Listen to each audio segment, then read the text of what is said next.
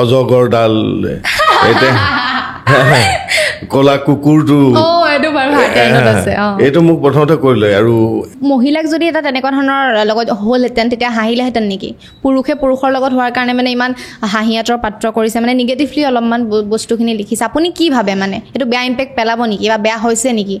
এই পাৰ্টিকুলাৰ চিনটো কৰোঁতে আপোনাৰ হাঁহি উঠিছিলে নে বাৰু চুটৰ মাজত হৈছিলে নে এনেকুৱা এই ভঙা হাতটো মোৰ লাহে লাহে দাঙিব পৰা হ'ল জানানে ৱাও সো আজি মানে এটা কাৰণে ভাল লাগিছে আজি আৰু নতুন ষ্টুডিঅ'ত আছে এমএলএ ছাৰ বুলি কৰিছো মই নমস্কাৰ আৰু মোৰ তোমাৰ নতুন ষ্টুডিঅ'টোলৈ মই তোমাক শুভেচ্ছা জনাইছো আৰু ইয়াৰ পিছৰ পৰা তোমাৰ আৰু ভাল হ'ব আৰু উন্নতি হ'ব অসীম শৰ্মা আজি আমাৰ লগত আছে তেখেতৰ লগত আজি বহুত কথা ডিছকাশ্যন কৰিম আৰু প্ৰথম কথা এইটোৱে কওঁ যে আপোনাৰ এক্টিং চাইছোঁ সাংঘাতিক ভাল লাগিছে সাংঘাতিক আমি মানে হলত বহি বেয়া উকি আহিছোঁ আপোনাৰ চিনটো আহিল মানে সেইখিনি কথা পাতিম আৰু আপোনাৰ বেকগ্ৰাউণ্ডত কি কি কাম কৰে সেইখিনি কথাও আজি জানিম চ' আপোনাক স্বাগতম জনাইছোঁ থেংক ইউ মোৰো এটা ইচ্ছা আছিলে দেই মিছা কথা নকওঁ হিমাশ্ৰী তোমাৰ অনুষ্ঠানবিলাক যেতিয়া মই চাই থাকোঁ তোমাক মই আগতেও কৈছোঁ মই এই ছোৱালীজনীক লগ পালে মই কেতিয়াবা কথা পাতিম সেই ইচ্ছাটো মোৰ কিন্তু আছিলে আজি আল্টিমেট সেই ইচ্ছাটো মই কেতিয়াবা এনেকুৱা এটা কথা থাকে যে ভাবিলে হৈ যায় কথাবিলাক মই ভবা কথাটো আজি হৈ গৈছে আৰু সেইদিনাখন হলত আপুনি যেতিয়া লগ পাইছে তেতিয়া কৈছিলোঁ যে মই তোমাৰ প্ৰগ্ৰাম চাওঁ কৈছিলে সেইটো কথা বিশেষকৈ কিছুমান কথা তোমাৰ মই বৰ খোলাকৈ কোৱা মানুহ তোমাৰ নিচিনাই তোমাৰ যিটো ধৰণটো যিটো নিজৰ ঘৰৰ ছোৱালীজনী নিচিনা লাগে তোমাৰ সেই বস্তুটো মোক বৰ আকৰ্ষণ কৰে থেংক ইউ তাকে চেষ্টা কৰি আছোঁ আৰু তাকে বাকী এতিয়া কেনেকুৱা চলি আছে গোটেই অসমতে বিদুৰ ভাই হৈ গৈছে কেনেকুৱা চলি আছে এতিয়া সঁচাকৈ অসমত বিদুৰ ভাই কাৰণ শদিয়াৰ পৰা দুবুৰীলৈ মানে মই এতিয়ালৈকে যিমান ফোন পাইছোঁ মই ফোনবিলাক ধৰোঁ আৰু এই যে মানুহখিনিয়ে ইমান মৰম কৰিছে ধৰা গোটেই বিদুৰ ভাই টীমটোৰ হৈ ক'ৰ পৰা ফোন নম্বৰ গোটাইছে নাজানো কেনেকৈ গোটাইছে নাজানো মই এতিয়ালৈকে 7-8মান ফোন অকল মই বিদুৰ ভাই যিদিনাখনৰ পৰা হেৰি হৈছে সেইদিনাখনৰ পৰা মই ৰিচিভ কৰিছোঁ আৰু তেওঁলোকৰ আশীৰ্বাদবিলাক এই বিদুৰ ভাইৰ প্ৰতি মই এটা পাৰ্ট তাৰ মই ভাবোঁ অকল মোক তেওঁলোকে শুভেচ্ছা জনোৱা নাই শুভেচ্ছা আমাৰ গোটেই টীমটোক জনাইছে আৰু মই এই সুযোগতে হিমাশ্ৰীৰ জৰিয়তে গোটেই অসমবাসীকে আমি বিদুৰ ভাই টীমৰ হৈ আন্তৰিক কৃতজ্ঞতাৰ সেৱা জনাইছোঁ আপোনালোকে যি ধৰণে মৰম দিছে মই ভাবোঁ সেই মৰমটো মোৰ অন্তত মোৰ যিটো জাৰ্ণি আজিলৈকে মই এনেকুৱা মৰম আগতে কাহিনীও দেখা নাই এই যে বাছ লৈ মানুহ আহিছে নাটকখন চিনেমাখন চাই তেওঁলোকৰ যিখিনি অনুভূতিখিনি যেতিয়া লগ পায় তেতিয়া অনুভৱ কৰোঁ চিনেমাখনে আচলতে তেওঁলোকক কেনেধৰণে জড়িত কৰাইছে মই আকৌ এবাৰ অসমবাসী ৰাইজক মই প্ৰণিপাত জনাইছোঁ বিদুৰ ভাই টীমৰ হৈ আপোনাৰ যে কৈছে ফোন কল আহিছে ৰিচিভ কৰিছোঁ আপোনাক কি কথা কৈছে কওকচোন মই শুনিবলৈ মন গৈছে মোৰ প্ৰায়বিলাকে ফোন কৰি এটা কথা কয় যিটো মই ভাবোঁ যে আচলতে মই আৰু কৰিব লাগিব কিন্তু তেওঁলোকৰ ধাৰণাটো মানে কি মোৰ অভিনয়টো তেওঁলোকৰ খুব চুইছে বা তেওঁলোকে অদ্ভুত ধৰণৰ শব্দ কিছুমান কৈ নিজৰে ক'বলৈ লাজ লাগে যেনে কিছুমান ট্ৰেণ্ড হৈ গৈছে দেই যেনে অজগৰডাল এতে কলা কুকুৰটো এইটো মোক প্ৰথমতে কৰিলে আৰু এমএলএ ছাৰে মোৰ নাম সলনি হৈ গ'ল মোৰ নাম এমএলএ ছাৰ কৰি দিলে আৰু মই ভাবোঁ এইখিনি গোটেই ক্ৰেডিটটো গোটেই গ্ৰুপটোৱে বহুত কষ্ট কৰিছে কেমেৰামেনৰ পৰা আৰম্ভ কৰি লিখাজনৰ পৰা আৰম্ভ কৰি অভিনেত্ৰী গোটেই টেকনিকেল ক্ৰুটো আনকি আচৰিত ধৰণৰ এটা গোটেই মানুহখিনিৰ লগত গোটেই মানুহখিনিৰ এটা সম্পৰ্ক হিমাশ্ৰী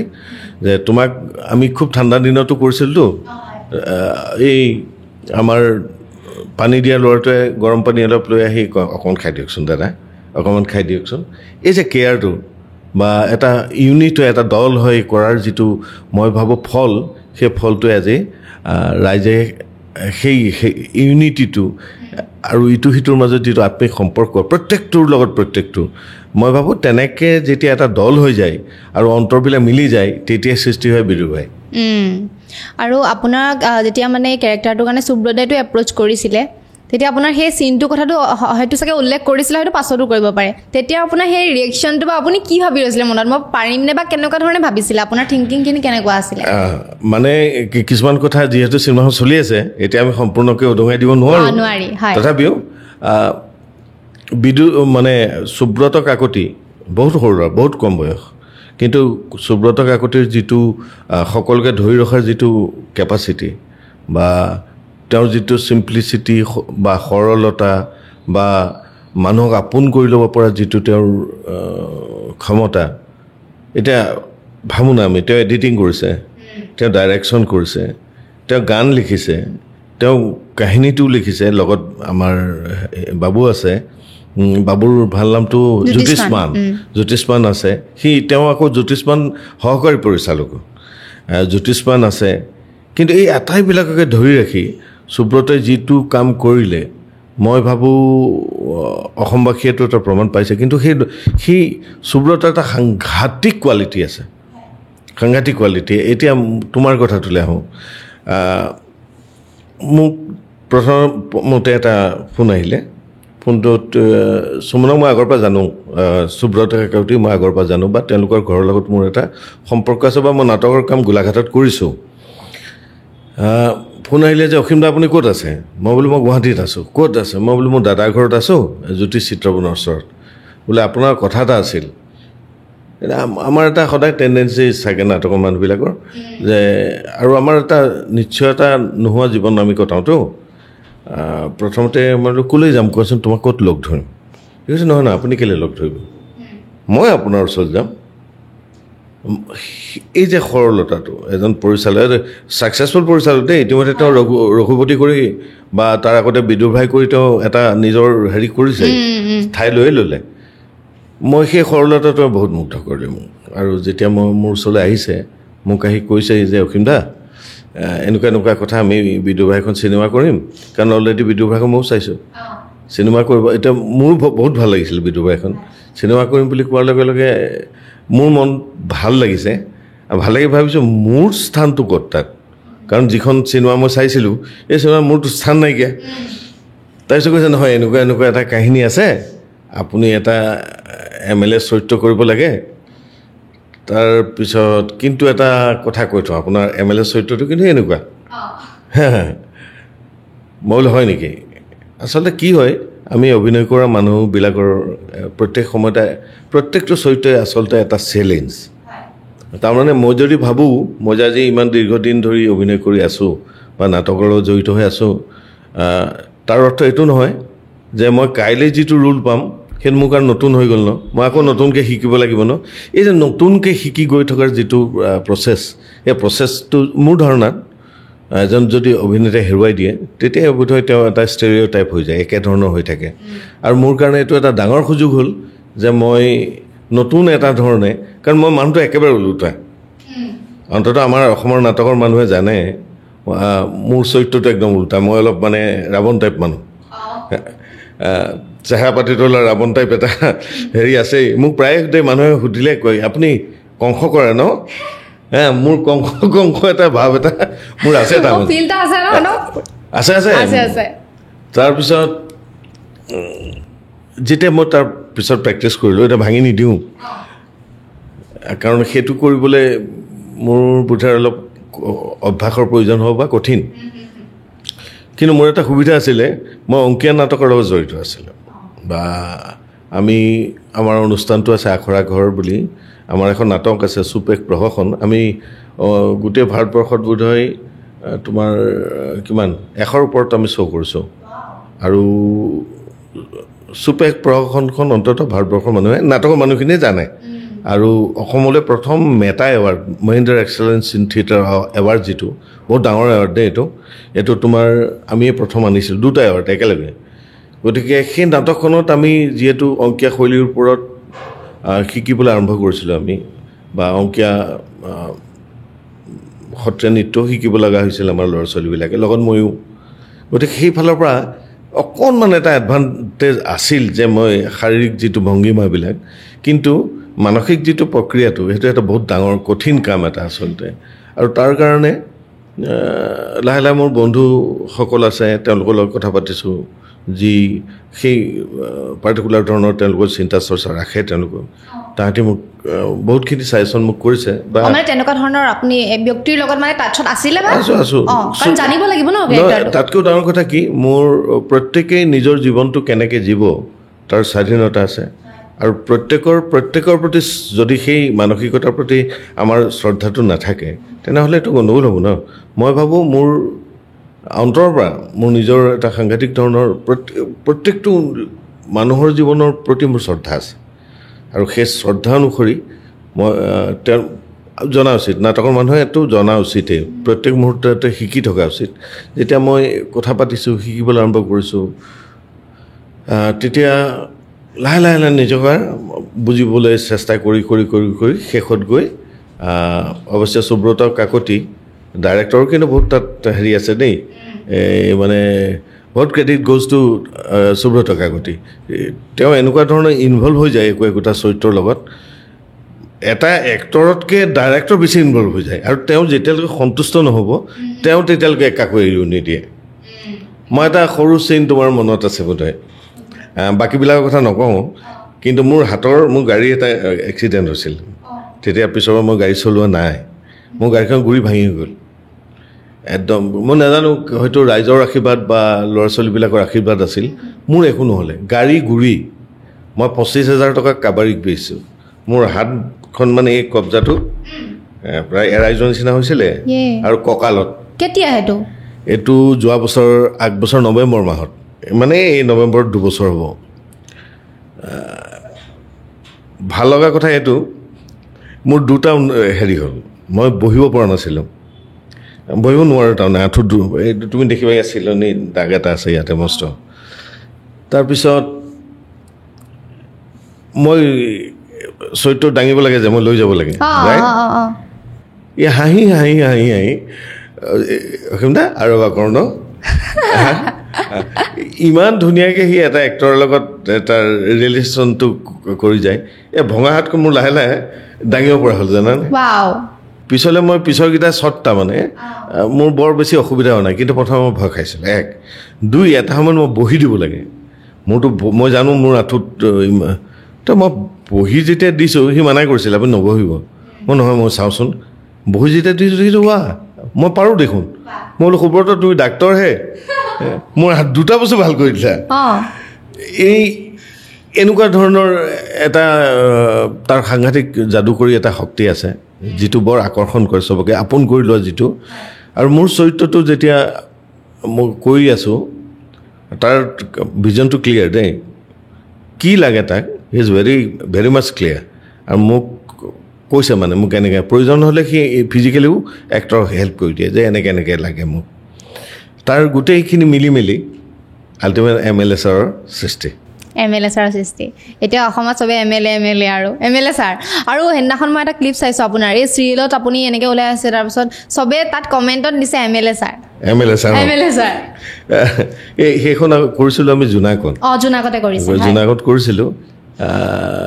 বন্ধ হৈ গ'ল এটা কিবা অসুবিধাৰ কাৰণে কিন্তু এতিয়া আকৌ এখন কণ্টিনিউ কৰিছে এবাৰ নতুনকৈ কণ্টিনিউ কৰোঁতে যিখিনি নতুন দৰ্শকে দেখিছে MLA ছাৰক দেখিছে তেতিয়া আৰু মজাৰ কথা আমি বিদু ভাই তোমাৰ অলমষ্ট কেইবাজনো আছোঁ আমি তাত উজ্জ্বল আছোঁ বলিন আছে নিতু আছে মই আছোঁ আমি মোটামুটি কি বুলি ক'ম তোমাৰ বিদু ভাই টিমটোৱে আছোঁ তাত মানে সেইকাৰণে নতুনকৈ মানুহে দেখিবলৈ আৰম্ভ কৰিছে চাবলৈ আৰম্ভ কৰিছে হয় আৰু এইখিনিতে কৈ থোৱা MLA ছাৰক কোনে ভাল পালে সেই কেৰেক্টাৰটো হাঁহি উঠিলে নে বা কেনেকুৱা কি পালে সোৱাদ কি পালে কমেণ্ট কৰিব আৰু দাদাৰ কাৰণে লাইক কৰিব আৰু শ্বেয়াৰো কৰি দিব থেংক ইউ আৰু এটা কথা মানে অলপ দিনৰ আগতে এই বিষয়টো লৈ চৰ্চাও হৈ আছিলে বা কৈছিলে যে মানে এই বিষয়টো খুব এটা স্পৰ্শকাতৰ বিষয় হয় আৰু মানে ডিৰেক্টৰ সেই ক্ষেত্ৰত ছাকচেছফুল নহয় বুলিও কৈছে লিখিছে সেই LGBT কমিউনিটিৰ কোনোবা এগৰাকীয়ে লিখিছে মানে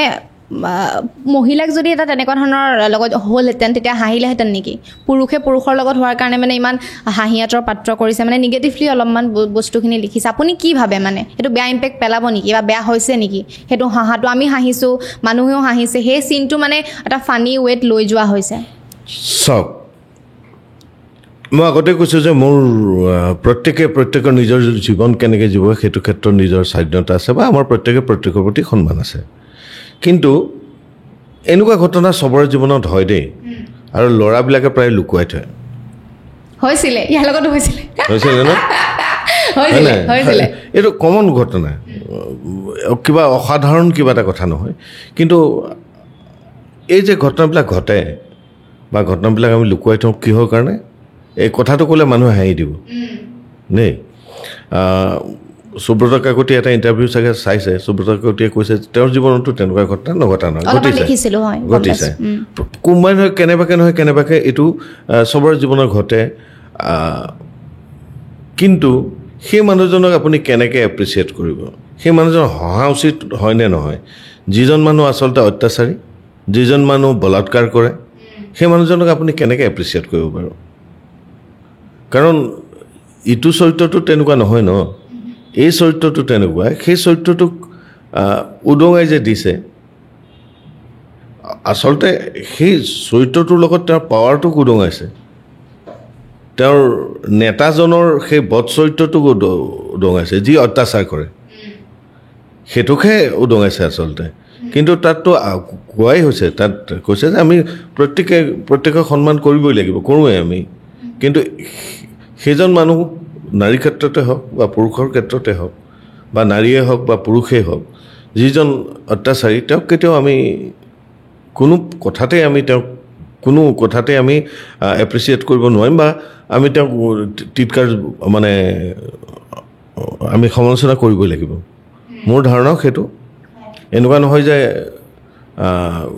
সেই নিৰ্দিষ্ট কাৰোবাক লৈ পেলাই কৰা হৈছে কেতিয়াও কৰা হোৱা নাই সেইটো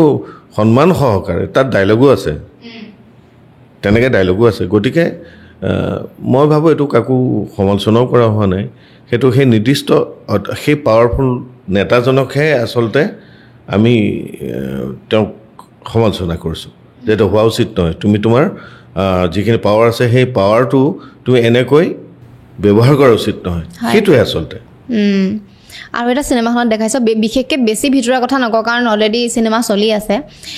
তাতে মানে সেই ৰাজনীতিবিদ বা আপোনাৰ কথা দেখুৱাইছে MLA ছাৰ আপুনি এই লাষ্টৰ এটা চিন আছিলে পইচা ঘুচ দিয়া কথাটো মানে ইলেকশ্যনৰ ভোট কিনা সেইটো লৈ পেলাই কৈছিলে বাস্তৱ ক্ষেত্ৰত আপুনি সেইটো কেনেধৰণে চাই সেই বিষয়টো চোৱা নাই হিমাশ্ৰী তুমি যদি ইলেকশ্যনৰ আগে তুমি অন্ততঃ নিউজ চেনেলবিলাকত চোৱা তুমি তেনেকুৱা ধৰণৰ ঘটনাইতো ঢেৰ আহে ন আমুকক কৰায়ত্ব কৰা হৈছে গাড়ীখনত ইমান কোটি টকা ধৰা পৰিছে সেইবিলাকতো আমাৰ কাৰণে কমন এটা বিষয় হৈ গৈছে কিন্তু চিনেমাখনত এনেকুৱা যে মজাৰ ঘটনা আমি সদায় দেখি থকা ঘটনাবিলাক আমাৰ জীৱনত ঘটি থকা ঘটনাবিলাককে সজাই পৰাই ইমান ধুনীয়াকৈ এখন চিনেমা তৈয়াৰ কৰিছে সুব্ৰত কাকতিয়ে যে আমি ক'ৰবাত নহয় ক'ৰবাত নিজকে ৰিলেট কৰি পাওঁ মোক প্ৰায় দৰ্শকে কৈছে যে আমি ক'ৰবাত নহয় ক'ৰবাত গোটেই ঘটনাবিলাকক নিজকে বিচাৰি পাওঁ সেইটো এটা মই ভাবোঁ চিনেমাখনৰ বা সুব্ৰত কাকতিৰ ডাঙৰ সাফল্য হয় আৰু এটা কথা সুধিম এইটো কথা সুধি আপোনাৰ নিজৰ কথা পাতিম এই পাৰ্টিকুলাৰ চিনটো কৰোঁতে আপোনাৰ হাঁহি উঠিছিলে নে বাৰু চুটৰ মাজত হৈছিলে নে এনেকুৱা নাই একদম চিৰিয়াছ সেইটো সময় নাই এইটো কৰিবলৈ যাওঁতে আমি সুব্ৰত কাকতি সুমনেও সময় লৈছে বহুত পৰিষ্কাৰকৈ কৰিছে আৰু সি নিজে আনন্দ লৈ দেই হয় নেকি সি নিজে বিৰাট আনন্দ লয় আৰু ই ইনভলভ হৈ থাকে অনবৰত কিন্তু আমি কৰিব যাওঁতে প্ৰত্যেকটো মুহূৰ্তত এটা বৰ ভয় লগা ঘটনা থাকে এই এনেকুৱা চৰিত্ৰবিলাক হঠাতে বেছি হৈ যোৱাৰ চান্স থাকে অতি হৈ যোৱাৰ চান্স থাকে নিজকে কণ্ট্ৰল কৰি ৰাখি এজন অভিনেতাই কাৰণ চিনেমা ক্ষেত্ৰত যিহেতু খুব কেমেৰাটো ওচৰলৈ আহি যায় তেতিয়া নিজকে গোটেই শাৰীৰিক অংগী ভংগীমাৰে সৈতে বা আংগিকবিলাকো এটা কণ্ট্ৰল ৱেট লৈ যাবলৈ হ'লে নিজৰ সেই কনচেনট্ৰেশ্যন যিটো মানে চৰিত্ৰটোৰ লগত সেইটো আত্মীয়তাটো ৰাখি নথ'লে যিকোনো মুহূৰ্ততে মানে বেছি হৈ যাব পাৰে গতিকে একদম আমাৰ ডাইৰেক্টৰ বা যিসকল টেকনিকেল মানুহ থাকে তেওঁলোকে আনন্দ লৈছে আমি কিন্তু বহুত চিৰিয়াছলি কৰিবলগীয়া হৈছে এইটো বুজিছোঁ আৰু গানটো ভাল লাগিছে গানটো ক'ৰ হয় বেলেগ গান লগাইছে না সেইটো গান বনোৱা হৈছে হয় নেকি চিনেমাখনৰ কাৰণে বনোৱা হৈছে গানটো আৰু গানটো মই যেতিয়া শুনিছোঁ মই চিনেমাখন চাওঁতেহে গম পাইছোঁ গানটো আছে বুলি বা মোৰ গানটোৰ সৈতে গোটেই চিনটো এটা বেলেগ এটা লেভেললৈ লৈ গৈছে গানটোৱে আৰু এটা কথা নিশ্চয় ক'ব লাগিব যে আমাৰ চিনেমাখনৰ মিউজিক সঁচাকৈ এটা সংগীত ভাল পোৱা মানুহ হিচাপে কৈছোঁ দেই অভিনেতা হিচাপে কোৱা নাই এটা আল্টিমেট লেভেলৰ হৈছে মই তেওঁকো মানে মোৰ আন্তৰিক শুভেচ্ছা জনাইছোঁ দেই তুমি বহুত আগবাঢ়ি যোৱা প্ৰণৱ বহুত ভাল কাম কৰিছে মানে আৰু চিনেমা চাই থাকোঁতে মিউজিকে বহুত ঠাইত কানেক্ট কৰি দিছে মানুহবিলাকক নহয়নে হয় বহুত বেছি বাকী আপোনাৰ কথা আহোঁ আপুনি যিহেতু নাটকৰ মানুহ নাটক সম্পূৰ্ণ এটা বেলেগ বিষয় আৰু চিনেমা সম্পূৰ্ণ এটা বেলেগ বিষয় চ' সেই কি হয় কেতিয়াবা আমি কিছুমান ক্ষেত্ৰত দেখোঁ যেতিয়া চিনেমা কৰা হয় নাটকীয় এটা ঠাঁচ সেই ভংগীটো থাকি যায় সেই ক্ষেত্ৰত আপোনাৰ কেনেকুৱা ধৰণৰ সমস্যা হৈছিলে নেকি কিবা বা চিনেমাৰ ক্ষেত্ৰত কেনেকৈ আপুনি সেইটো নিজকে ডেভেলপমেণ্ট বা কেনেকৈ পলিচ কেনেকৈ কৰিছিলে নিজক নিজে আচলতে নাটক চিনেমা চিৰিয়েল ইয়াৰ সূত্ৰটো এটাই মই কালিৰ পৰা এটা মই অনুষ্ঠান আৰম্ভ কৰিছোঁ যে অভিনয়ৰ বিষয়ে মোৰ যিমানকণ অভিজ্ঞতা আছে যদি কোনো নতুন জেনেৰেশ্যনে হেৰি কৰে আলোচনা কৰোঁ অহা কালি আৰম্ভ কৰিছিলোঁ এটা কথাৰে যে চিনেমা নাটক বা আজি এই যে জনপ্ৰিয় ধাৰাবাহিক যি অভিনয়বিলাক তিনিটা মাধ্যমতে মই কৰিছোঁ আৰু তিনিটা মাধ্যমৰ অভিনয় বুলি ক'লে এটাই আচলতে কিন্তু তাৰ মাজৰ যিটো সম্পৰ্ক যিটো হিমাশ্ৰী তুমি কৈ আছা চুলি এডালৰ ইফাল কিন্তু মূল বিষয়টো এটাই সূত্ৰটো এটাই আৰু সেই মূল সূত্ৰটো ধৰি ৰাখি নিজকে যেতিয়া আমি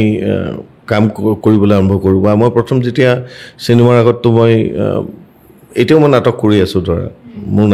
30 তাৰিখে জুলাই 30 তাৰিখে 2খন নাটকৰ প্ৰডাকশ্যন মই কৰিছোঁ আমি নাটকতো চেষ্টা কৰোঁ যে অন্ততঃ সেই ৰিয়েলিটিটো সেই জীৱনটো আমি তেনেধৰণে দেখুৱাবলৈ চেষ্টা কৰোঁ কিন্তু এইটোও ঠিক যে কোনো চৰিত্ৰ নাটকত আমি অলপ অকণমান হ'লেও তাক চাউণ্ডটো বঢ়াই দিওঁ বা আংগিকটো অলপ বাঢ়ি যায় কাৰণ শেষৰ দৰ্শকলৈ কথা থাকে ইয়াতো কেমেৰাটোৰ সন্মুখত মই কৰি আছোঁ তাক কণ্ট্ৰল কৰাৰ কথা আহে এইখিনি কৰিবলৈ যাওঁতে এই দীৰ্ঘদিনৰ অভ্যাসটোৰ পৰা লাহে লাহে মোকো কিন্তু প্ৰথমতে কৈছিল দেই মোৰ তেতিয়া মোৰ মনতো আঘাত লাগিছে কাৰণ মই 93 চনৰ পৰা মই নিজে দূৰদৰ্শনৰ এম্পেনেল প্ৰডিউচাৰ ডাইৰেক্টৰ মই অজস্ৰ ধৰা তেতিয়া দূৰদৰ্শনৰ চিৰিয়েল মই অজস্ৰ কৰিছোঁ অজস্ৰ মই ডকুমেণ্টাৰী কৰিছোঁ 100ৰ ওপৰত ডকুমেণ্টাৰী মই কৰিছোঁ এইবিলাক কৰি থাকোঁতে নিজৰ এটা অভিজ্ঞতা হৈ যায় যে প্ৰথমতে শিকোঁতে একো নজনাৰ পৰা শিকি এই অভিনয়টো এনেকৈ কৰা উচিত সেই শিকা পিৰিয়ডটো তেতিয়া মোৰ হৈ গৈছিলে আচলতে আৰু যিহেতু মই তেতিয়া পৰিচালকো আছোঁ নিজৰ লোকক ক'ব লাগে পিছলৈ মই এৰি দিলোঁ 2016 চনত মই এৰি দিছোঁ এৰি দি অকল অভিনয় আৰু লিখাৰ ক্ষেত্ৰত মই কনচেনট্ৰেট কৰিছিলোঁ মোকো তেতিয়া কিন্তু কৈছিলে প্ৰথম যেতিয়া মই ধাৰাবাহিক আহিলোঁ মোক ক'লে অসীমদা কিন্তু চাব দেই এই হেৰি নহয় আকৌ কি নাটক নহয় আকৌ দেই মই একো কোৱা নাই মনতে ভাবিছোঁ যে নাটকৰ মানুহবিলাকে আচলতে কি হয় জীৱনটোৰ লগত জড়িত হৈ থাকে যে আৰু সেই জীৱনটো নিজে যেতিয়া শিকিবলৈ যাওঁতে সেই ৰিয়েলিটিটো জানে আচলতে নাটকৰ মানুহজনে আৰু তুমিতো ৰুম এটাৰ ভিতৰত থাকি তুমি না অভিনয় শিকিব পাৰিবা কিবা শিকিব পাৰিবা বা কোনোবাই কৈ থাকিলে গুৰু এজন লৈ পেলাই কৈ থাকিলে তুমি অভিনয় শিকিব নোৱাৰি হিমাশ্ৰী অভিনয় বাহিৰলৈ ওলাই যাব দুৱাৰখন খুলি ওলাই যাব লাগিব অভিনয় তাত শিকাৰ বিষয়বস্তুবিলাক ৱেটো তোমাক কোনোবাই দেখুৱাই দিব পাৰে কিন্তু শিকাৰ দায়িত্ব তোমাৰ এই গোটেই সমাজখন আছে মানুহবিলাক আছে প্ৰত্যেকটো মানুহৰ বেলেগ বেলেগ কেৰেক্টাৰ বেলেগ বেলেগ বিশ্লেষণ তেওঁলোকৰ আৰু সেইখিনি যেতিয়া এজন নাটকৰ মানুহে অধ্যয়ন কৰে তেতিয়া কিন্তু জীৱনটো কৰে ৰিয়েলিটিটো কৰে ন সেই হেৰিটো এজন অভিনেতাৰ মনত থাকে মাত্ৰ তেওঁক এটা সুযোগ লাগে বা সুবিধা লাগে বা তেওঁক যিজনে গাইড দিব সেইজন ভাল গাইড লাগে মই ভাবোঁ নাটকৰ অভিনয় হেৰিৰ অভিনয় চিনেমাৰ অভিনয় বা তোমাৰ চিৰিয়েলৰ অভিনয় বুলি বেলেগ কোনো নাই, অভিনয় এটাই, তাক মাত্ৰ কণ্ট্ৰল কৰাৰ ইফাল ইফালটো, মানে চুলিডালৰ ইফাল ইফাল। আৰু সেইটো কোনোবাই যদি অকণমান নাটকৰ মানুহকে শিকাই দিয়ে তেনেহ'লে প্ৰত্যেকজন নাটকৰ কষ্ট কৰা মানুহো বিউটিফুল অভিনেতা চিনেমাৰ কাৰণে। আপোনাৰ ষ্টাৰ্ট কেনেকৈ হৈছিলে গোটেই জাৰ্ণিটো আপোনাৰ এই লাইনটোত? আপোনাৰ কথা কওকচোন অলপমান। মোৰ কথা ক'বলৈ হ'লে মোৰ মাৰ কথা ক'ব লাগিব, মোৰ দেউতাৰ কথা ক'ব লাগিব। ইনফেক্ট মাৰ নাম আছিল কিৰণবালা শৰ্মা। 1954 নে 6 পাহৰিছোঁ। তেওঁ এখন নাটক কৰিছিলে ফণী শৰ্মাৰ পৰিচালনাত, জ্যোতিপ্ৰসাদৰ শোণিত কুঁৱৰী নাটকখন। এই নাটকখন সংগীত নাটক একাডেমীৰ তেতিয়া এটা মানে তোমাৰ হেৰি হয়, এই অল অভাৰ ইণ্ডিয়া এটা কম্পিটিশ্যন হয়। সেইটো উল্লেখ হেৰিত আছে দেই, এই কম্পিটিশ্যনখন যে হৈছিলে ফণী শৰ্মাৰ ৰচনা বুলি উল্লেখ আছে। তাৰপিছত দিল্লীত সেই কম্পিটিশ্যনটো হৈছিল। মা তেতিয়া 16 বছৰ আছিল, মা বেষ্ট এক্ট্ৰেছ আছিল। আৰু মা তেতিয়া 16 বছৰ বয়সত কোনটো চৰিত্ৰ কৰিছে জানা? তোমাৰ কুজিবুৰী। কুজিবুৰী। আৰু মাহঁতৰ দিনত পঢ়া শুনা আমুক তামুক হেন তেন এইবিলাক কথা লৈ ককাহঁত বৰ, কিন্তু মায়ে বৰ দুখী আছিলে। মানে মাহঁতৰ গোটেই মাটি বাৰীবিলাক 1950 ভূঁইকঁপত ব্ৰহ্মপুত্ৰত উঠি গুচি গ'ল। তাৰপিছত ককাৰো অকণমান মেণ্টেলি অলপ হেৰি হৈ গ'ল। তেওঁলোকে এপ্লাই কৰিবলৈ ককাই নকৰিলে। তেতিয়া চিতাদাৰ বুলি কয়, ককা দেউতা চিতাদাৰ আছিলে। আৰু সৰু এডোখৰ লোকৰ মাটিত দয়া কৰি মাহঁতক থাকিবলৈ দিলে। মা তাতে লোকৰ পৰা কিতাপ আনি কাগজত লিখি, কিতাপবিলাক লিখে নিজে, তেনেকৈ মেট্ৰিক পাছ কৰিলে। মেট্ৰিক পাছ কৰাৰ পিছত ককা দেউতা যেতিয়া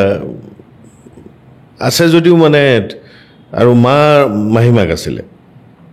মাৰ 14 দিনৰ দিনা নিজৰ মাক মৰিছে। মায়ে তেনেকৈ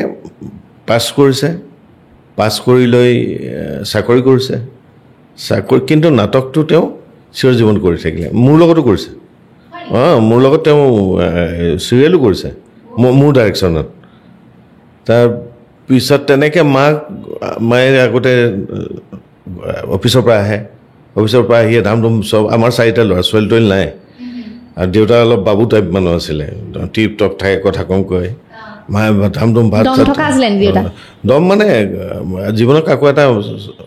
হেৰি কৰিও নাপালে ল'ৰাকেইটাক। চবেই ভিন্দৌ, ইমান সৰুৰ পৰা ডাঙৰলৈকে। মা দেউতা মৃত্যু হোৱালৈকে দেউতা চবৰে ভিন্দৌ। আৰু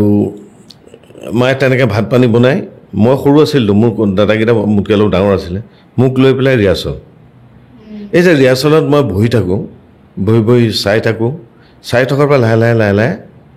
গম নোপোৱাকৈ মানে আৰম্ভ হ'ল। মই বোধহয় প্ৰথম নাটকখন 7 বছৰত কৰিছোঁ, 7 বছৰ বয়সত। আৰু সেই নাটকখন আমাৰ নিজৰ যিটো অঞ্চল উদয়পুৰ বুলি কয়, ডিব্ৰুগড়ৰ এটা মানে অনুপম সংঘ বুলি ক'লে চবেই চিনি পায়। তাত আমাৰ বাৰ্ষিক অধিৱেশন হয়। বাৰ্ষিক অধিৱেশনত প্ৰত্যেকটো কাম কৰিব, তুমি দৌৰিব লাগিব, জঁপিয়াবও লাগিব, গানো গাব লাগিব, কৰিব লাগিব। এইটো একদম মানে বাধ্যতামূলক, কম্পালচৰি, নকৰি কাণত ধৰি লৈ যাব। তাৰপিছত তোমাৰ তেনেকৈ আমি কৰিবলৈ আৰম্ভ কৰিলোঁ। আমাৰ ঠাইডোখৰ বৰ ডাঙৰ নহয়, উদয়পুৰ ঠাইডোখৰ। তাত 19খনলৈকে, অকল তাৰ ভিতৰৰ মানুহখিনিয়ে 19খনলৈকে নাটকৰ কম্পিটিশ্যন হয়। তাৰমানে তোমাৰ বোৱাৰীসকলৰ বেলেগ নাটক, দেউতাহঁতৰ বেলেগ নাটক, দাদাহঁতৰ বেলেগ নাটক, ঘৰতে ঢেৰ কম্পিটিশ্যন। তাৰমানে সেই কৰি নাটকৰ ভিতৰত সোমাই গ'লোঁ। সোমাই কেনেকৈ নাজানো, লিখাৰ এটা প্ৰৱণতা জন্মিলে। নাটক লিখিবলৈ আৰম্ভ কৰিলোঁ, ভুলে শুদ্ধই। মই স্কুলত পঢ়ি থাকোঁতেই যুৱবাণী কৰিছোঁ।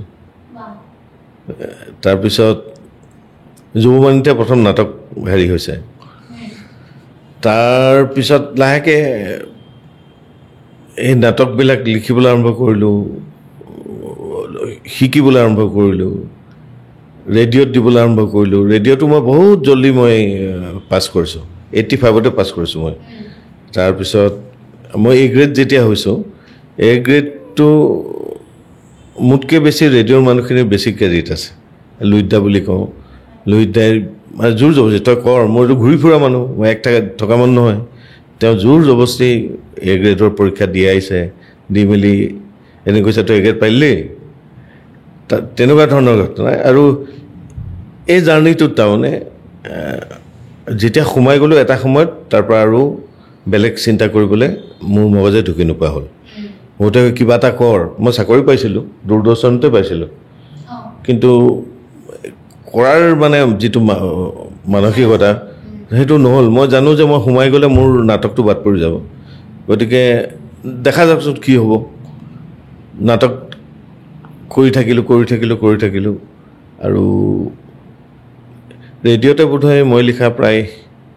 30খনৰ ওচৰ নাটক বাজিছে গুৱাহাটী আৰু ডিব্ৰুগড় মিলাই কিন্তু এই যে শিকি থকাৰ প্ৰক্ৰিয়াটো আৰু ঢেৰ ল'ৰা ছোৱালীৰ লগত সদায় থাকোঁ এতিয়াও আমি জুলাই মাহত যেতিয়া কৰিছোঁ প্ৰায় আমি কিমান মানুহ নিয়াৰবা 70-80টা মানুহ আমি একেলগে আছোঁ একেলগে থকাৰ যিটো মানসিকতা সেইখিনিৰ পৰা ৰেডিঅ'ই হওক বা ষ্টেজতে হওক নাটকৰ এটা জাৰ্ণি আৰম্ভ হ'ল য'ত জীৱনটোক বুজি পাবলৈ চেষ্টা কৰোঁ সদায় চেষ্টা কৰোঁ যে নতুনকৈ সময়ৰ লগে লগে মানুহবিলাকৰ জীৱনৰ ধাৰণাবিলাক সলনি হৈ গৈছে আৰু আমি এটা এনেকুৱা লাকি মানুহ আমি বহুতটা ফেজ এতিয়ালৈকে দেখিছোঁ সলনি হোৱা তাৰমানে আমি সেই বকুল ফুলৰ গোন্ধৰ পৰা এতিয়াৰ কেৱল ধূলিময় ৰাস্তাটো পৰ্যন্ত এটা জাৰ্ণি আমাৰ আছে আৰু মানুহবিলাকৰ চিন্তাবিলাকৰ সলনি হোৱা কথা কোৱাৰ ধৰণ সলনি হোৱা সম্পৰ্কবিলাক জটিল হৈ যোৱাৰ দিনলৈকে আমি এটা শিকি থকাৰ এটা সুবিধা পাইছোঁ আৰু এই প্ৰচেছটো অনৰ্গল গৈ থাকিব আৰু সি চিনেমাতে হওক বা হয়তো চিৰিয়েলতে হওক বা নাটকতে হওক এতিয়া যেতিয়া আমি এখন ষ্টেজৰ নাটক লিখোঁ ষ্টেজৰ নাটকখন লিখিবলৈ যাওঁতে বা কৰিবলৈ যাওঁতে যিটো প্ৰচেছ একজেক্টলি তুমি কোৱা নিচিনা সম্পূৰ্ণ বেলেগ বা আমি যেতিয়া চিৰিয়েল এখনত কৰিবলৈ আহোঁ সেইটো এটা বেলেগ প্ৰচেছ বা চিনেমা এখন কৰা যিটো আনন্দ চিনেমা কৰাৰ এটা বেলেগ আনন্দ থাকে দেই তাত অভিনয়ৰ কাৰণে বহুত তোমাৰ স্বাধীনতা এটা থাকে আমাৰ তাৰ যিটো আনন্দ তাৰ যিটো শিকাৰ প্ৰচেছ যদিও বেলেগ বেলেগ সূত্ৰ যিহেতু একেটাই মই ভাবোঁ এনেকৈ গৈ থাকিলে মৰালৈকে শিকি গৈ থাকিম আৰু হয় শিকাৰটো কোনো শেষ নাই আৰু যিদিনা শেষ হ'ব সেইদিনাখনে ভাবোঁ মোৰ কাম নাই আৰু পৃথিৱীত হয় অন্ততঃ অভিনয় এইখন পৃথিৱীত মোৰ কোনো কাম নাই আৰু আপুনি যিহেতু এটা কথা উল্লেখ কৰিছে যে মানে বহুত মানে ষ্টেজ আপুনি পাৰ হৈ আহিছে দেখিছে মানুহবিলাকৰ চিন্তাধাৰা সলনি হৈ আহিছে জানাই মাছৰি বহুত হাহাকাৰ হৈছে জীৱনত জীয়াই থকাৰ হাহাকাৰ হৈছে মানে এটা সময় এনেকুৱা লাগে কি কৰিম এতিয়া যিহেতু এনেকুৱা নহয় যে এনেকুৱা চবৰে হয় এটা মোৰ এটা কিবা অদ্ভুত ধৰণৰ বৰ ভাল এপ্ৰিচিয়েট মই নিজে নকৰোঁ মই আৰু নতুনকো নকওঁ যে এনেকুৱা কৰিব লাগে যে মই কেতিয়াও সাহাৰ্য বিচাৰি নাটক নকৰোঁ বা অনুদানৰ নাটক মই কৰা নাই কিয় নাই কৰা এইটো নহয় চৰকাৰে সুবিধা দিছে কিন্তু দেই সেই নিয়ম নীতিবিলাক পালন কৰি লৈ পেলাই সেই কামখিনি কৰিলে তাত যথেষ্ট তাত হেৰি আছে কিন্তু এই নিয়ম নীতি মানি চলিব পৰা মানসিকতাটো মোৰ নাই আৰু সেইকাৰণে মই মোৰ কাৰণে জীৱনৰ প্ৰত্যাহ্বানটো বহুত বেছি যিটো সেই প্ৰত্যাহ্বানটো লৈ এতিয়ালৈকে আছোঁ আৰু মই ভাবোঁ ইমান দিন থাকিলোঁ যেতিয়া মই শেষলৈকে পাৰিম আৰু কিন্তু উচিত নহয় যিখিনি সুবিধা দিছে চৰকাৰে মই নতুন জেনেৰেশ্যনক ক'ম সেই নিয়ম নীতিখিনি আপোনালোকে জানি লওক এপ্লাই কৰক যথেষ্ট এটা চৰকাৰে সুবিধাজনকভাৱে এটা ব্যৱস্থা আছে কিন্তু মই নতুনখিনিক ক'ম আপোনালোকে লওক আপোনালোকে তাৰ চেষ্টা কৰক আৰু চিনিয়ৰখিনিতো আছেই আপোনালোকক তেওঁলোকৰ সহায় বিচাৰক নতুন আগবাঢ়ি আহক আৰু নতুনে বহুত ভাল কাম কৰে তাৰ প্ৰমাণ বিদুৰ ভাই সেইটো হয় কিন্তু আৰু বিদুৰ ভাই এটা বস্তু ভাল হৈছে কোনো তেনেকুৱা হিৰো নাই হয়নে আমি কোনো হিৰো নাই তাত তুমি যে মন কৰা আমি শিকিব চবেই গোটেইখিনি দেই এণ্টায়াৰ টিমটো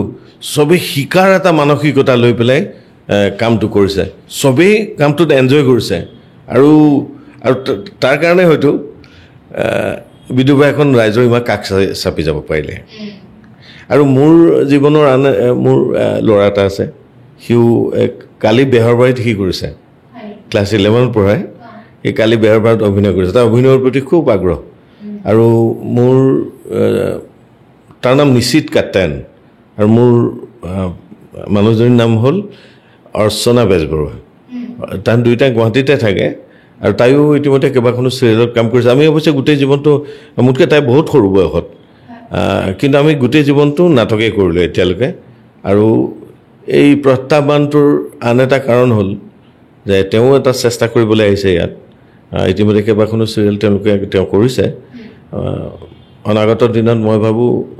তেওঁ বৰ কষ্ট কৰা মানুহ আৰু তেওঁ খুব যেতিয়া অভিনয়ৰ কথাবিলাকে ইউটিউবত চিৰিয়েলবোৰে দিয়াৰ পিছত দেখিছোঁ মানুহে খুব পজিটিভ এটা ৰেছপন্স তেওঁৰ প্ৰতি দিছে আৰু আশা কৰিছোঁ আমাৰ অসমৰ যিসকল প্ৰডিউচাৰ আছে বা ডাইৰেক্টৰ আছে তেওঁলোকেও এটি মাতিব কৰিব তেওঁ কিন্তু তেওঁৰ এইটো ঠিক যে আমাৰ একেধৰণৰ এটা মানসিকতা আছে আমি কষ্ট কৰোঁ বহুত কষ্ট কৰোঁ অভিনয়ৰ কাৰণে মোটামুটি আমাৰ সংসাৰখন তেনেকুৱা আমি 4টা ল'ৰা কৈছিলোঁ মা ঢুকালে দেউতাও নাটক কৰিছিলে দেউতা খালি অলপ মানে বাবুদেউ মানুহ আছিলে কিন্তু দেউতাও নাটক কৰিছিলে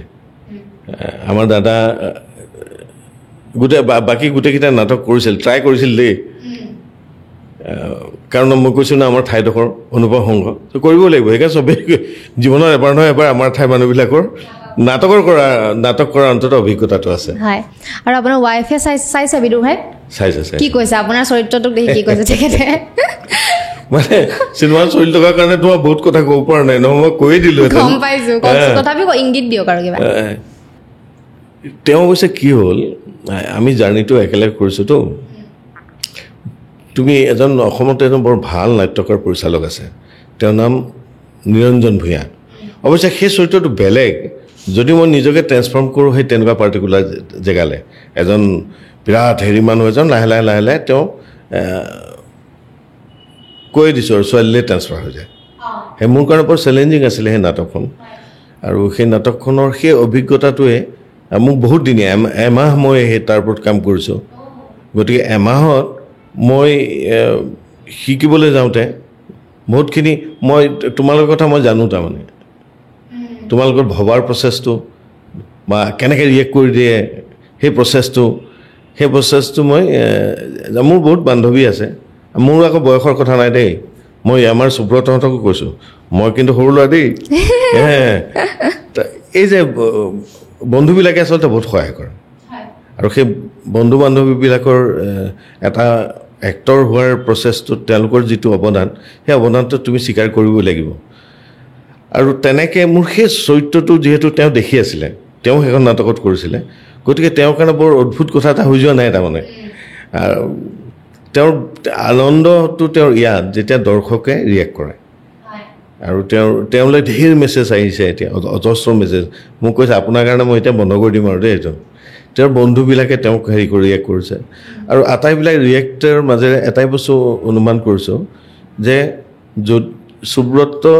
কাকতিৰ নিচিনা ডাইৰেক্টৰ এটাই মই যিহেতু মই পাৰিম বা তেওঁৰ লগততো মই আগতে কাম কৰা নাই মই যে পাৰিম মোৰ প্ৰতি থকা তেওঁৰ সেই বিশ্বাসটো বা তেওঁ লৈ যোৱা সেই প্ৰচেছটো সেইটোকো কিন্তু মোৰ অভিনয়খিনিৰ লগত প্লাছ কৰি দিব লাগিব আপোনাক কেনেকৈ বিচাৰি উলিয়ালে সুব্ৰত দাই মই কৈছোঁ তোমাৰ বিশেষকৈ উজ্জ্বল নিতু বলিন বা তৈলক্য ইহঁতৰ লগত মোৰ আগৰ পৰা সম্পৰ্ক বা মই গোলাঘাটত যিহেতু কাম কৰোঁ তেওঁৰ দেউতাকৰ নাম মৃদুল কাকতি তেওঁলোকৰ বহু খুব নাটকৰ মানুহ মৃদুল দাটো নাটকৰে তেওঁলোকৰ লগত ঘৰত যাওঁ ভাত খাওঁ তেওঁলোক বৰ মানে আপ্যায়নত একদম সাংঘাতিক মানুহ আৰু এই ধৰণে এটা সম্পৰ্কটো আছিলেই তাৰ ইতিমধ্যে মই নিতু উজ্জ্বল বলিন আমি এখন চিৰিয়েল কৈছিলোঁ বোধহয় সেই চিৰিয়েলখনৰ পৰা এই সুব্ৰতে ক'ৰবাত কৈছে যে কাক ল'ব আমুকক ল'ব তামুকক ল'ব শেষত গৈ বিশ্বাসটো তাৰ কেনেকৈ নাজানো মোৰ ওপৰত হ'ল বোধহয় বাকী টীমটোৰো তাত এটা অৰিহণা আছে হয়তো অসীম দা হ'ব পাৰে তাৰপিছত যেতিয়া কিন্তু এইটো কথাও ঠিক সুব্ৰতই নিজে যেতিয়ালৈকে বিশ্বাস নকৰিব সুব্ৰতই কেতিয়াও মানে কাকো হেৰি নকৰে সেই বিশ্বাসটো তাৰ মোৰ ওপৰত তেতিয়া পাক্কা হৈছে যেতিয়া সি নিজে মগজেৰে সি ক্লিয়াৰ হৈ গৈছে যে এইটো অসীম দাই আৰু তেনেকৈ মোক কাহিনীটো কৈছিলে সি নিজে আহিছিলে আৰু এই খুব চিম্পল ল'ৰা আৰু মই ভাবোঁ সেই চিম্প্লিচিটিয়ে এটা এক্টৰ বা ডাইৰেক্টৰ আটাইতকৈ ডাঙৰ সম্পদ আৰু আপুনি এইটো ক'ব মানে পাৰেনে বা ক'ব বিচাৰে নেকি যে বিদুৰ ভাই আপোনাক এটা বেলেগ স্থানলৈ লৈ গ'ল বা মানুহে আৰু বেছিকৈ চিনি পোৱা হ'ল বিদুৰ ভাই যোগেদি? সেইটো অস্বীকাৰ মই কেতিয়াও কৰিব নোৱাৰোঁ। মই আজি বহুত নাটক কৰিছোঁ বা নাটকৰ 2-4 গম পাই অসীম কুমাৰ শৰ্মা কোন। মই কিন্তু কুমাৰ এটা আছোঁ দেই, অসীম কুমাৰ শৰ্মা, আৰু কুমাৰটো মই হেৰুৱাব নিবিচাৰোঁ। আচ্ছা, জানে নাটক কৰে বা নাটক লিখা মানুহ হিচাপে জানে বা পৰিচালক হিচাপে নাটকৰ মানুহে জানে, কিন্তু আমাৰ চব লিমিটেড ন। আমাৰ যিখন নাটকৰ পৃথিৱী বৰ আমি বহুত ফাইট কৰোঁ, তাৰমানে বহুত ফাইট কৰিব লাগে, আৰু সেই মানুহৰ এডিশ্যনটো লিমিটেড। নাটক চোৱা বা সেইখিনি ছেক্ৰিফাইচটো বুজাৰ যিটো হেৰি, সেইটো খুব কম মানুহ, কিন্তু সেই পেপাৰে পত্ৰে ওলাই কাৰণে মানুহে জানে। কিন্তু আটাইতকৈ কঠিন আৰু এটা কাম হ'ল নাটক কৰি থকাটো, কণ্টিনিউ কৰাটো নাটক আচলতে সেইটো বহুত চেলেঞ্জ। আৰু আজিকালি দিন যোৱাৰ লগে লগে নাটকটো বহুত ব্যয়বহুল হৈ গৈছে। চবৰ বস্তুৰ দাম বাঢ়ি গৈছে,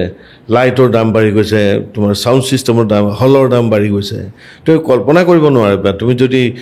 শংকৰদেৱ কলাক্ষেত্ৰৰ ডাঙৰ তুমি হেৰিটো ল'বলৈ যোৱা, তাতো অদ্ভুত খৰচ ন, আমি কল্পনাই কৰিব নোৱাৰিম। কিন্তু তাৰপিছত যেতিয়া আমি লাহেকৈ চিৰিয়েললৈ আহিছোঁ, চিৰিয়েলত অহাৰ পিছত মানে ফটো উঠিবলৈ 2-4 অহা হ'ল। মইতো বিশেষ মানুহ হৈ গ'লোঁ, এতিয়া ফটোটো মানুহ আহে। সেই চিৰিয়েলে মানুহ চিনি পোৱা এটা জেগালৈ আনিলে। আৰু যেতিয়া ইয়াৰ আগতে মই আৰু কৰিছোঁ চিনেমা, ৰাজনীতিখন কৰোঁতে, ৰাজনীতিখন ভাল চিনেমা দেই, যদি চাবলৈ নাপালোঁ, লকডাউন নে কিবা পৰি গৈছিলে ন, সেইটো কাৰণে। হেৰি ৰাজনীতিখন খুব সুন্দৰ, মনজিৎ শৰ্মাই কৰা এখন পৰিচালনা। মোৰ তাত এটা ভাল মেজৰ ৰোলে আছিলে, কিন্তু এইটোও ঠিক, বিদুৰ ভাই যিটো সৃষ্টি আমাৰ সুব্ৰত কাকতিৰ, এইটোৰ সমান বোধে মই আশীৰ্বাদো পোৱা নাই বা জনপ্ৰিয়তা বুলি যিটো যদি কোৱা, মোক মাজে মাজে সুব্ৰত কয়, নাপাৰিব দেই আপুনি কিন্তু এতিয়া চেলিব্ৰিটি। আমাৰ নাটকৰ মানুহৰ থকাৰ ধৰণ কৰণবিলাক খুব, আমি অভ্যাসেই তেনেকুৱা যে সাধাৰণভাৱে থকাৰ, গতিকে মাজে মাজে সি মোক সোঁৱৰাই থাকে, নকৰিব। তাইক হয় কথাটো, ই এক আজি চোৱা নাই, মই এই হিমাশ্ৰীৰ ওচৰ পাই গ'লোঁ। এই হিমাশ্ৰীৰ ওচৰ পাই যোৱাৰ কাৰণটো কিন্তু বিদুৰ ভাই প্ৰমাণ, সেইটো নহয়নে? হয়। আৰু সঁচাকৈ ভাল লাগিলে, আৰু মই আকৌ ক'ম, পুনৰ ক'ম, খুব মজা কৰিছে, খুব ভাল লাগিলে, আপোনাৰ এক্টিং সাংঘাতিক লেভেলত কৰিছে। আৰু আপুনি কি ক'ব, কেনেকুৱা লাগিছে কথা পাতি বা কথাখিনি কৈ? মই আগতে কৈছোঁ যে তোমাৰ লগত কথা পতাৰ মোৰ এটা ইচ্ছা আছিলে, অকণো মই হেৰিকৈ কোৱা নাই দেই, তোমাৰ চেনেলত আহিছোঁ বুলি মই কোৱা নাই, জানিছোঁ। অনেষ্টলি মোৰ আছিলে যে এই ছোৱালীজনীলৈ মই কথা পাতিমহে কেতিয়াবা, ইয়ালৈ নাহিলেও মই কথা পাতিম তোমাৰ লগত। এই যে তোমাৰ চিম্প্লিচিটিটো, কোনো ধৰা আৰ্টিফিচিয়েল এটা হেৰি নাই, মোৰ নাই, মই ভাবোঁ মোৰো নাই, এই বস্তুটো মোক সদায় আকৰ্ষণ কৰি আছিল। আৰু আজি আহি এইকণ সময় মোৰ বহুত ভাল লাগিলে, বৰ ভাল লাগিলে। আৰু হিমাশ্ৰী, মই কি ক'ম, মই তোমাক শুভেচ্ছা জনাইছোঁ, আৰু আগবাঢ়ি গৈ থাকা। মই ভাবোঁ এদিন এটা আৰু এটা ফেজ তোমাৰ বৰ বেলেগ ধৰণৰ আহিব, তাকে আশীৰ্বাদ কৰিব, আৰু যাতে কৰিব পাৰোঁ। চিয়'ৰ